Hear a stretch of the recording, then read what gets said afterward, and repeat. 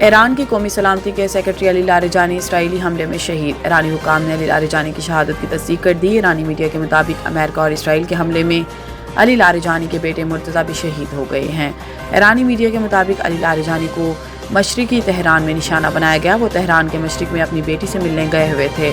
علی Larijani کے social media account پر post کیا گیا ہے کہ ایران کی پیاری اور قابل فخر قوم، مسلم عوام اور دنیا کے آزاد لوگوں، خدا کا بندہ خدا سے جا ملا۔ علی لاریجانی کے اکاؤنٹ پر مزید لکھا گیا ہے کہ اللہ کے بندوں میں سے ایک بندہ شہید ہو گیا ہے۔ اس سے پہلے علی لاریجانی کے سوشل میڈیا اکاؤنٹ سے ہاتھ سے لکھا پیغام جاری کیا گیا تھا، جس میں شہداء کو خراج عقیدت پیش کیا گیا تھا۔ اسرائیل نے گزشتہ روز ایران کی قومی سلامتی کے مشیر علی لاریجانی کو نشانہ بنانے کا دعویٰ کیا تھا۔ اسرائیلی فوج نے کہا تھا کہ علی لاریجانی کو تہران میں ایک مقام پر نشانہ بنایا گیا، جس میں ایران کی داخلی سیکیورٹی فورس بسیج کے کمانڈر غلام رضا سلیمانی بھی مارے گئے۔ ادھر قطر کی حمد بن خلیفہ یونیورسٹی میں پبلک پالیسی کے سینئر پروفیسر سلطان برکات کے مطابق ایرانی نیشنل سیکیورٹی کونسل کے سربراہ علی لاریجانی کی شہادت سے جنگ کے سفارتی حل تک پہنچنا مزید مشکل اور طویل ہو جائے گا۔